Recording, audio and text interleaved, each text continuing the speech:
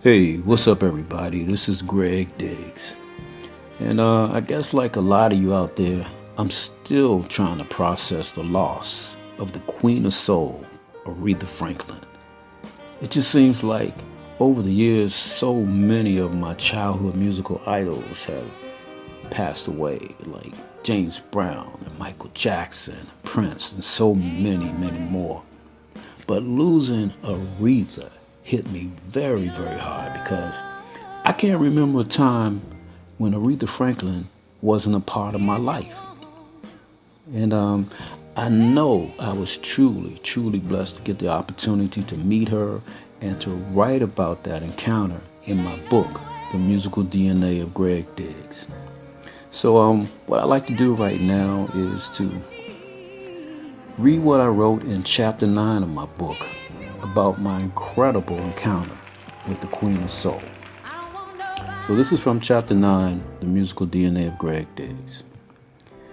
In addition to the Empress of Soul, BET opened the door for my encounters with other members of musical royalty, like the Queen of Soul and Prince. My encounter with Aretha Franklin came courtesy of BET producer Montez Miller, who was one of my favorite people at BET.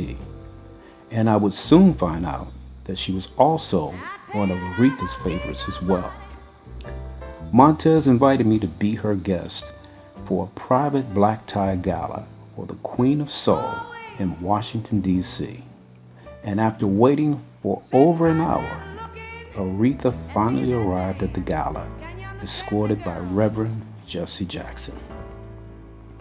My most vivid memory of that night was seeing Aretha Franklin walking down the aisle wearing a very daring low-cut white gown, which placed her enormous breast on full display.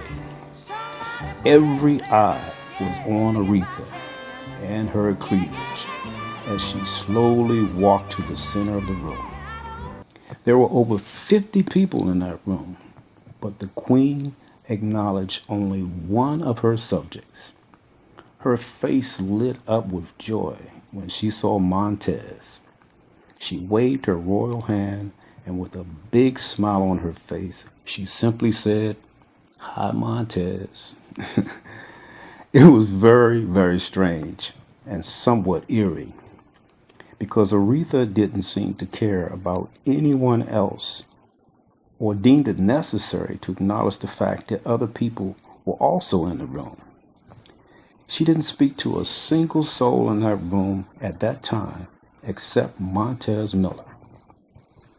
Before dinner was served, Montez boldly made her way through the crowd, and when Aretha saw her, she treated Montez as if she were royalty. It was obvious that Montez was very special to her, and when she introduced me to the Queen, Aretha treated me like I was royalty because I was with Montez. Aretha Franklin and Reverend Jackson were both very gracious and engaging, which made the night even more special and memorable. They even took time to take several pictures with us before meeting with anyone else. That night, I learned that RESPECT should be spelled MONTEZ. Thank you, Montez, for the opportunity to meet the Queen of Soul and rest in paradise, Aretha Franklin. You will truly be missed. Peace and blessings. I'm out.